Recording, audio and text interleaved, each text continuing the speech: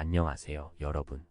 행복한 노후를 위한 정보를 나누는 채널에 오신 것을 진심으로 환영합니다. 오늘은 우리의 인생에서 가장 중요한 시기를 맞이했을 때 과연 무엇이 우리를 진정으로 행복하게 만들어주는지에 대해 깊이 생각해보는 시간을 가져보려 합니다. 세월은 우리 모두를 기다리지 않고 흘러가죠. 그렇게 우리는 나이 들어가며 자연스럽게 은퇴와 노년이라는 새로운 삶의 장으로 들어서게 됩니다. 그런데요, 이 시기를 맞이하며 우리는 과연 얼마나 준비가 되어 있을까요? 많은 분들이 젊을 때 이런 생각을 하셨을 겁니다. 돈만 충분하면 은퇴 후 걱정 없이 살 수 있겠지. 여러분도 그렇게 믿어오셨나요? 경제적인 안정을 위해 열심히 일하고 저축하며 청춘을 보낸 것은 누구나 공감할 만한 목표였습니다. 하지만 정말로 돈만으로 우리의 노후가 행복해질 수 있을까요? 오늘은 한평생 돈만 바라보고 살아온 70세 오정현 씨의 이야기를 나눠보려 합니다. 그는 누구보다 열심히 일했고 자신이 쌓아둔 재산이 은퇴 후의 행복을 보장해 줄 것이라 확신했습니다. 하지만 은퇴 후 예상치 못한 공허함과 외로움에 시달리게 되었습니다. 젊은 시절 정현 씨는 아침부터 밤까지 일만 했습니다. 이번 달 수익은 어떻게 될까? 더 많은 돈을 벌려면 무엇을 해야 할까? 늘 계산에 몰두하며 경제적 성공이 행복이라 믿고 모든 걸 희생했습니다. 노력 끝에 많은 재산을 모았고 사람들의 부러움을 받았지만 그는 더 많은 성공을 이루기 위해 더 바쁘게 움직였고 그렇게 세월은 빠르게 흘러갔습니다. 은퇴의 순간이 찾아왔을 때 그는 생각했습니다. 이제야 편히 쉴 수 있겠구나. 그동안 열심히 일했으니 행복한 시간을 보내야지. 하지만 은퇴 후 즐거움은 잠시뿐 곧 고요한 집에서 느껴지는 외로움이 찾아왔습니다. 아침에 눈을 떠도 곁엔 아무도 없었고 하루를 시작하는 설렘도 사라졌습니다. 왜 이렇게 공허할까? 준비를 다 했다고 생각했는데. 그는 깨달았습니다. 돈만으로는 텅 빈 마음을 채울 수 없다는 것을요. 하루는 달력을 넘기던 그가 문득 깨달았습니다. 시간이 이렇게 빨리 흘렀구나. 내가 언제부터 이렇게 혼자가 되었을까? 친구들과의 연락은 끊긴 지 오래였고 가족들과도 멀어진 관계가 마음을 아프게 했습니다. 아이들에게 조금만 참아줘. 아빠는 너희를 위해 바쁜 거야. 라며 시간을 쏟지 못했던 그는 이제 스스로를 탓하기 시작했습니다. 그가 자랑스러워했던 재산은 공허한 마음을 채울 수 없었습니다. 돈만으론 삶의 진정한 행복을 만들 수 없다는 걸 그는 은퇴 후에야 깨달았습니다. 여러분은 이 이야기가 공감되시나요? 사실 많은 사람들이 노후를 준비하며 재정적인 안정에만 초점을 맞춥니다. 물론 돈은 중요합니다. 그러나 돈만으로는 채워지지 않는 무언가가 있다는 것을 우리는 종종 잊곤 합니다. 내가 정말 원하는 삶은 무엇일까? 노년기에 나는 누구와 시간을 보내고 싶을까? 이런 질문들을 우리는 너무 늦게 던지는 경우가 많습니다. 그리고 그 답을 찾았을 때는 이미 많은 것이 변해버렸을지도 모릅니다. 오늘 영상에서는 여러분과 함께 이러한 질문들에 대한 답을 함께 찾아보려 합니다. 과연 돈만으로 우리의 노후가 진정 행복할 수 있을까요? 아니면 그보다 더 중요한 무언가가 있을까요? 여러분이 행복한 노후를 맞이할 수 있도록 돈보다 중요한 4가지 노후 준비 요소를 깊이 있게 다뤄보겠습니다. 만약 이 이야기가 여러분에게 조금이라도 공감된다면 구독과 좋아요로 이 채널을 응원해주세요. 끝까지 함께 해주시면 여러분의 미래를 바꿀 소중한 힌트를 얻으실 수 있을 겁니다. 첫 번째 요소는 건강 유지하기입니다. 몸이 따라줘야 모든 게 가능합니다. 돈이 많아도 병실에서 하루하루를 보낸다면 그 돈이 행복을 살 수 있을까요? 한 걸음 걷는 게 힘들어진다면 사랑하는 사람들과의 소중한 시간은 어떻게 될까요? 지금부터 노후의 돈보다 중요한 첫 번째 요소, 바로 건강 유지하기에 대해 이야기해 보겠습니다.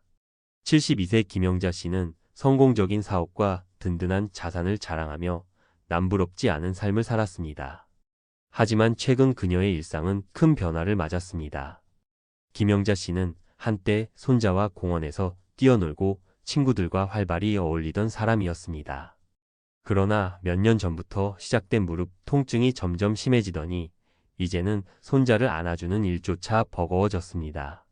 손자랑 공원에서 놀던 게 엊그제 같은데 이제는 시장도 제대로 못 가요. 돈이 많아도 무릎이 아프니 여행도 못 가고 집 밖에 나가는 것도 겁이 나요. 병원에서는 그녀에게 관절염 악화와 혈압, 당뇨 문제가 동시에 있다는 진단을 내렸습니다. 매일 약을 먹고 병원비가 줄줄 새어 나가는 상황. 그녀는 건강했던 젊은 시절을 떠올리며 깊은 후회를 남깁니다. 그때 조금이라도 운동을 했더라면 이렇게 되진 않았을 텐데. 너무 늦었죠?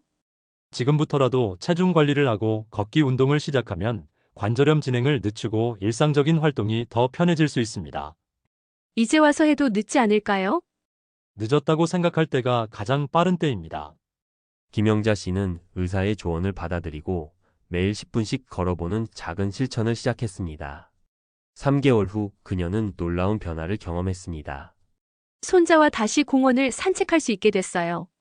조금씩 나아지는 제 자신을 보니 기분이 정말 좋아요. 노년기의 주요 건강 문제 중 하나는 만성질환입니다. 고혈압, 당뇨병, 관절염 같은 질환은 삶의 질을 크게 저하시킬 수 있습니다. 건강을 유지하기 위해 우리가 실천할 수 있는 방법은 생각보다 간단합니다. 첫째, 정기 건강검진 받아야 합니다. 매년 건강검진을 받으세요. 혈압, 혈당, 콜레스테롤 수치를 확인하면 예상치 못한 질병을 조기에 발견할 수 있습니다. 둘째, 꾸준한 운동을 해야 합니다. 걷기, 요가, 수영 같은 저강도 운동은 나이와 상관없이 효과적입니다. 하루 30분만 걸어도 심혈관 질환과 당뇨병의 위험을 크게 줄일 수 있습니다. 특히 걷기 운동은 체중 관리와 관절 건강에도 탁월한 효과를 줍니다.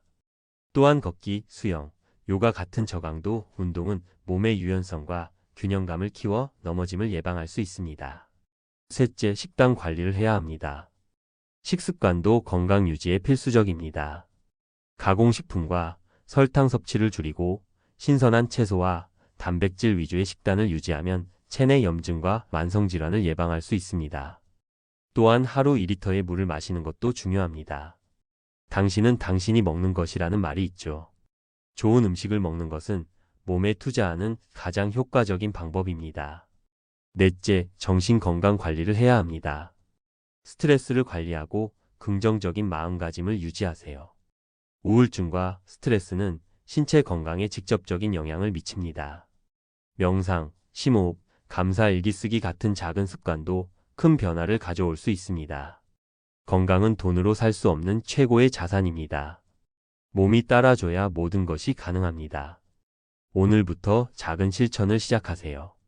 운동을 위해 비싼 헬스장을 끊을 필요는 없습니다.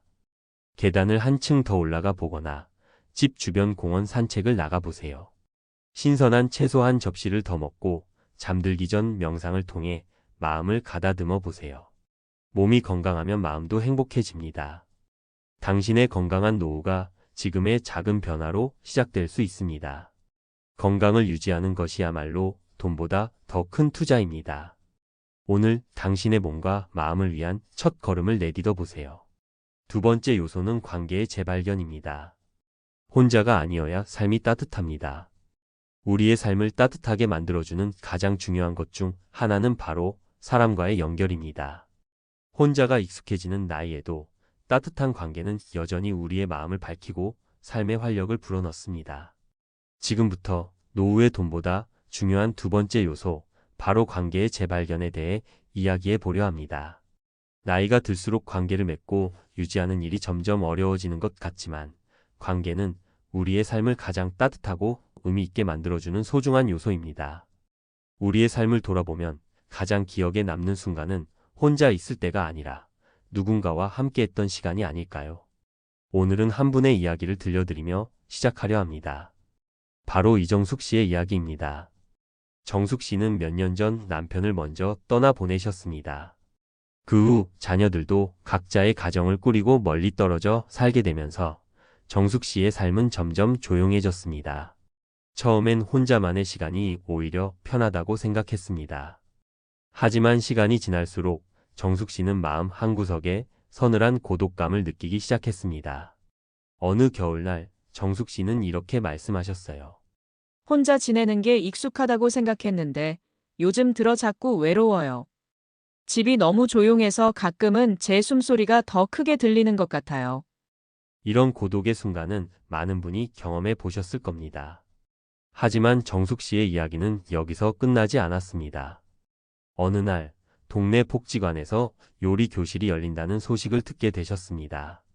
정숙 씨는 망설였지만 한 번쯤 가보자는 생각으로 복지관 문을 두드리셨습니다. 처음엔 낯선 사람들 사이에서 어색했지만 요리 교실에서 젊은 친구들과 함께 음식을 만들며 서서히 웃음을 되찾기 시작했습니다. 할머니, 이 떡볶이 정말 맛있어요. 비법 좀 알려주세요. 이건 고추장 대신 고춧가루로 맛을 내는 거야. 그렇게 하면 더 깔끔한 맛이 나지.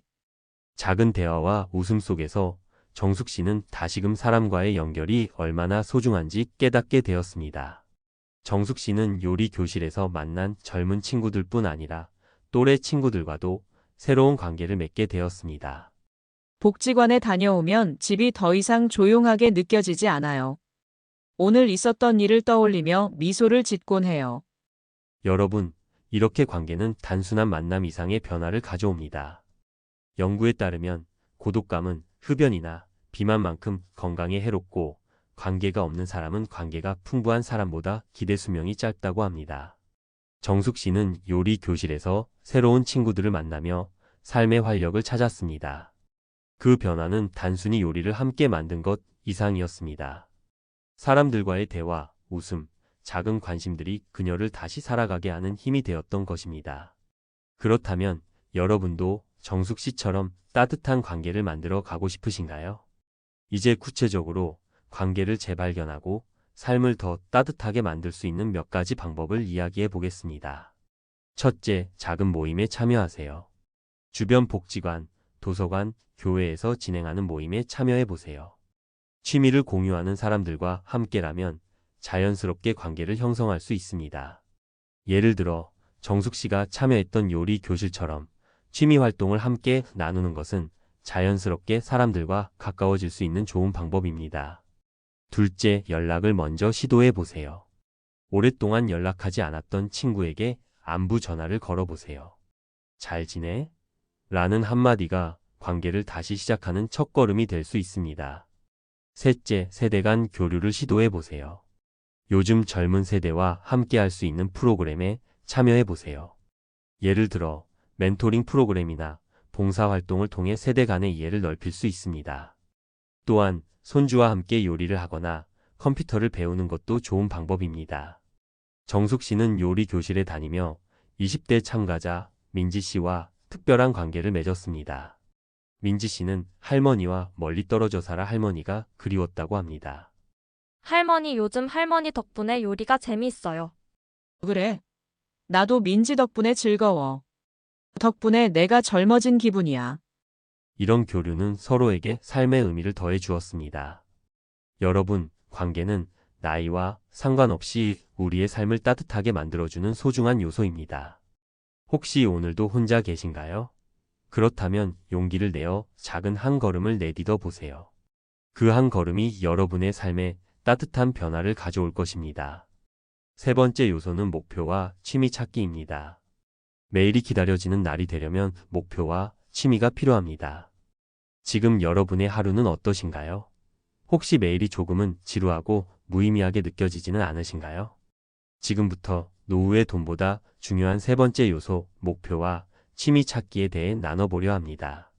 이것은 여러분의 삶을 더 설레고 의미 있게 만들어줄 이야기입니다.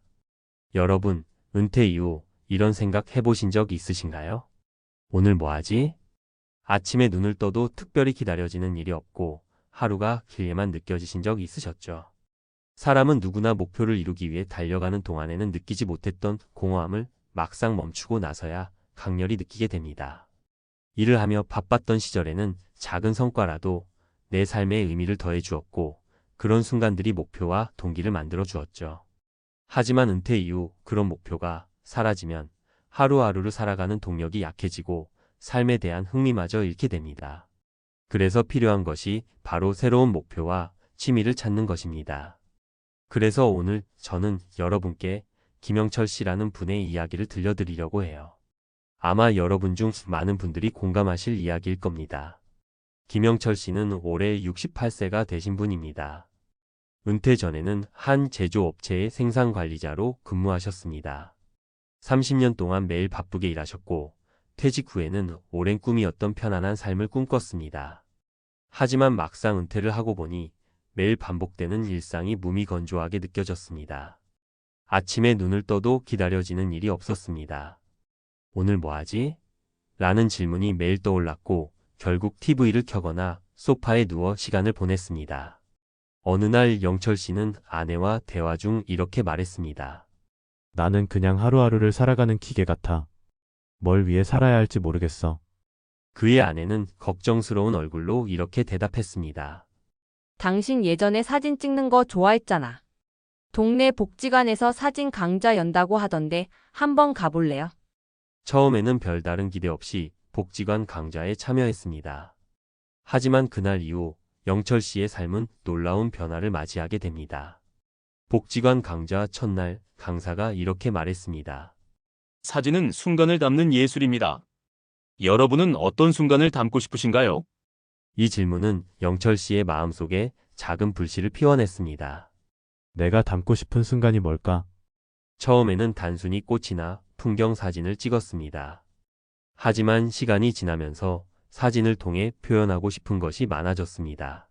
어느 날 그는 자신의 손주가 놀이터에서 웃는 모습을 찍으며 깨달았습니다. 아, 이런 순간들이 내 삶의 의미구나. 그 후로 영철 씨는 매일 카메라를 들고 밖으로 나갔습니다. 사진을 찍으면서 삶의 작은 기쁨을 다시 발견하게 되었고, 복지관에서 만난 친구들과 함께 사진 전시회를 열며 새로운 성취감을 느꼈습니다. 여러분, 목표와 취미는 단순히 시간을 보내는 수단이 아닙니다. 그것은 여러분의 삶의 활기를 불어넣고 하루를 기다리게 만드는 힘이 있습니다. 연구에 따르면 정기적으로 새로운 취미를 가지거나 기술을 배우는 사람들은 그렇지 않은 사람들보다 더 행복하고 우울증에 걸릴 확률도 낮습니다. 이처럼 목표와 취미는 우리의 정신적, 육체적 건강에도 큰 영향을 미칩니다. 그럼 이제 여러분이 스스로 목표와 취미를 찾을 수 있는 방법을 알려드릴게요. 첫째, 과거의 관심사 떠올려 보세요. 여러분이 예전에 좋아했던 것이 무엇이었는지 기억해 보세요. 예를 들어 그림 그리기, 요리, 악기 연주 등 다양한 관심사가 있을 수 있습니다. 영철 씨도 젊은 시절 사진을 좋아했지만 바쁜 일상 속에서 잊고 살았습니다. 다시 시작하며 그의 삶은 새로운 빛을 찾았습니다. 둘째, 작은 목표 설정해 보세요. 목표는 거창하지 않아도 됩니다. 오히려 작고 구체적인 목표가 더 효과적입니다. 예를 들어 매일 아침 20분 산책하기, 한 달에 책 한 권 읽기, 혹은 새로운 레시피 시도해 보기도 좋습니다. 셋째, 함께할 사람 찾으세요. 취미는 혼자 해도 좋지만 누군가와 함께하면 더 즐겁습니다. 동네 동호회나 복지관 프로그램 참여, 혹은 가족과 함께 새로운 활동을 시작해 보세요. 넷째, 성과를 나누어 보세요. 자신이 이룬 것을 주변 사람들과 나누면 성취감이 배가 됩니다. 예를 들어 사진을 찍었다면 SNS에 공유하거나 작은 전시회를 열어보세요. 여러분은 지금 어떤 목표와 취미를 가지고 계신가요? 만약 아직 찾지 못하셨다면 오늘이 바로 시작하기에 가장 좋은 날입니다. 작은 관심사라도 좋습니다. 한 걸음을 내딛는 순간 여러분의 삶은 다시 설레게 될 것입니다. 오늘부터 여러분의 목표와 취미를 찾아보세요. 그것이 매일을 기다려지는 날로 만들어줄 것입니다. 마지막 네 번째 요소는 내면의 평화 유지하기입니다. 마음이 편안해야 진정한 부자가 됩니다. 여러분, 오늘도 마음 편안한 하루 보내고 계신가요? 혹시 요즘 밤마다 걱정이 많아 잠들기 어려우신가요? 머릿속에서 계속 떠오르는 불안 때문에 하루가 무겁게 느껴지진 않으셨나요? 지금부터 노후에 꼭 가져야 할 돈보다 중요한 마지막 네 번째 요소에 대해 이야기하려고 합니다. 그 요소는 바로 마음이 편안해야 진짜 부자다라는 말입니다. 우리 삶에서 마음의 평화가 왜 중요한지, 그리고 이를 유지하기 위해 어떤 노력이 필요한지 구체적인 사례와 함께 이야기해 보겠습니다. 우리는 흔히 돈이 많으면 행복할 것이다 라고 생각합니다. 노후에 얼마를 모아야 안심할 수 있다는 말을 들을 때면 재산이 곧 우리의 안전망처럼 느껴지기도 하죠. 그런데 아무리 많은 돈이 있어도 마음이 불안하면 행복을 느끼기 어렵습니다. 이를 잘 보여주는 한 사례를 소개합니다. 72세 김희순 씨는 평생 성실히 일하며 큰 재산을 모았습니다. 하지만 은퇴 후 이상하게도 마음 한구석이 항상 불안했습니다. 밤마다 이런 생각에 사로잡혔습니다. 이 돈이 정말 충분할까? 만약 갑자기 아프면 병원비는 어떻게 하지? 혹시 사기를 당하면 어떡하지? 그런 걱정은 그녀의 일상을 망가뜨렸습니다. 불면증에 시달렸고 아침마다 무거운 머리로 하루를 시작해야 했죠. 희순 씨는 한탄했습니다. 돈이 많아도 이렇게 불안한데 이게 무슨 소용이 있을까? 이 사례는 우리에게 중요한 질문을 던집니다. 진정한 부자는 돈이 많은 사람이 아니라 마음의 평화를 가진 사람이라는 사실 말이죠. 그렇다면 어떻게 하면 마음의 평화를 찾을 수 있을까요? 다음은 전문가들이 권하는 3가지 방법입니다. 첫째, 과거를 용서하고 놓아주세요. 마음의 짐을 덜기 위해 가장 먼저 해야 할 일은 과거의 실수나 상처를 용서하고 놓아주는 것입니다. 희순 씨는 젊은 시절 친구와의 다툼으로 마음에 큰 상처를 안고 있었습니다. 그 기억은 그녀를 끊임없이 괴롭혔고 시간이 지날수록 더 무겁게 느껴졌습니다. 어느 날 희순 씨는 용기를 내어 친구에게 편지를 쓰기로 했습니다. 편지에는 이렇게 적혀 있었습니다. 그때 내가 미안했어. 우리 다시 만날 수 있을까? 며칠 후 친구에게서 답장이 도착했습니다. 나도 그 일이 마음에 남아 있었어. 다시 만나자. 이후 희순 씨는 마음속 무거운 짐을 내려놓고 편안함을 느꼈습니다. 여러분도 과거의 상처를 용서하며 스스로에게 자유를 주는 연습을 해보세요. 둘째, 불확실성을 받아들이세요. 우리의 걱정은 대부분 미래의 불확실성에서 비롯됩니다. 내일은 어떻게 될까? 라는 질문은 우리를 끝없이 불안하게 만듭니다. 희순 씨도 마찬가지였습니다. 돈이 충분할까? 갑자기 큰일이 생기면 어쩌지? 라는 걱정은 그녀를 괴롭혔습니다. 그러던 어느 날 희순 씨는 동네 명상 모임에 참석했습니다. 그곳에서 선생님은 그녀에게 이렇게 물었습니다. 희순 씨, 지금 이 순간을 살기 위해 필요한 것은 무엇인가요? 그 질문에 그녀는 잠시 멍해졌습니다. 그리고 깨달았습니다. 지금 이 순간에는 큰 문제가 없네요. 그 뒤로 희순 씨는 하루를 작은 목표로 나누어 살기 시작했습니다. 오늘은 공원에 가서 산책을 해야지. 좋아하는 음식을 만들어 먹어야겠다. 그렇게 하루하루를 충실히 살면서 마음의 불안을 점차 내려놓을 수 있었습니다. 여러분도 스스로에게 물어보세요. 내가 걱정하는 것이 정말 현재를 위협하는가? 그리고 현재의 작은 행복에 집중해 보세요. 셋째, 감사하는 마음 가지세요. 감사하는 마음은 우리의 불안과 걱정을 줄이고 마음을 평화롭게 만듭니다. 희순 씨는 하루를 마치며 감사한 일을 3가지씩 적기 시작했습니다. 오늘 딸이 전화해줘서 고마웠다. 따뜻한 햇살을 느낄 수 있어서 감사하다. 건강한 몸으로 하루를 보낼 수 있어 행복하다. 이렇게 감사의 마음을 적어 내려가며 그녀의 삶은 한층 밝아졌습니다. 여러분도 감사의 길을 써보세요. 감사는 마음의 평화를 찾는 가장 빠른 길입니다. 마음이 편안해야 진짜 부자입니다. 여러분, 돈은 우리의 삶을 안전하게 만들어줄 수 있지만 진정한 부자는 내면의 평화를 가진 사람입니다. 오늘부터 작은 실천을 시작해보세요.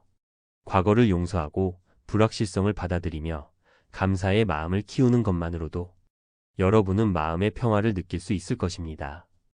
여러분, 오늘 우리는 노후의 돈보다 더 중요한 4가지 요소에 대해 이야기 나눴습니다. 이제 여러분께 질문 드리고 싶습니다. 여러분의 노후는 어떤 모습이길 바라시나요? 몸이 건강하고 마음이 따뜻하며 매일이 행복으로 가득 찬 삶을 꿈꾸시나요? 그 꿈을 현실로 만들기 위해 오늘 말씀드린 4가지를 꼭 기억해 주세요. 첫째, 건강 유지하기입니다. 몸이 따라줘야 모든 것이 가능합니다. 하루 30분 걷기부터 시작하세요. 걷는 동안 기분 좋은 음악이나 팟캐스트를 들어보세요. 건강이 삶의 모든 기반입니다. 둘째, 관계의 재발견입니다. 혼자가 아니어야 삶이 따뜻합니다. 오늘 한 통의 전화를 걸어보세요. 오랜 친구나 가족에게 잘 지내니? 라고 물어보는 것이 관계를 따뜻하게 이어가는 첫걸음입니다. 셋째, 목표와 취미 찾기입니다. 매일이 기다려지는 날이 되려면 목표와 취미가 필요합니다. 평소 해보고 싶었던 일에 도전해 보세요. 정원을 가꾸거나 그림을 그리는 것처럼 소소하지만 행복을 줄 수 있는 일을 선택해 보세요. 넷째, 내면의 평화 유지하기입니다. 마음이 편안해야 진정한 부자가 됩니다.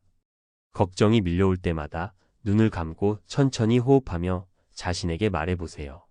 나는 충분히 잘하고 있어. 이 네 가지는 어렵지 않게 실천할 수 있는 작은 변화들입니다. 오늘부터 하나씩 시작해 보세요. 작은 한 걸음이 여러분의 노후를 더 행복하게 만들 것입니다. 이 영상이 여러분께 도움이 되었다면 구독과 좋아요를 눌러주세요. 함께 더 나은 노후를 만들어가는 여정을 이어가요. 그리고 댓글로 여러분의 이야기를 들려주세요. 서로의 경험과 지혜를 나누는 공간이 되었으면 좋겠습니다. 마지막으로 이 한마디를 전하며 영상을 마무리합니다. 여러분은 소중한 존재이며 삶의 주인공입니다. 오늘도 자신을 사랑하며 행복한 하루를 보내세요. 다음 영상에서도 좋은 이야기로 다시 뵙겠습니다. 건강하세요. 행복하세요. 그리고 늘 평안하세요. 감사합니다.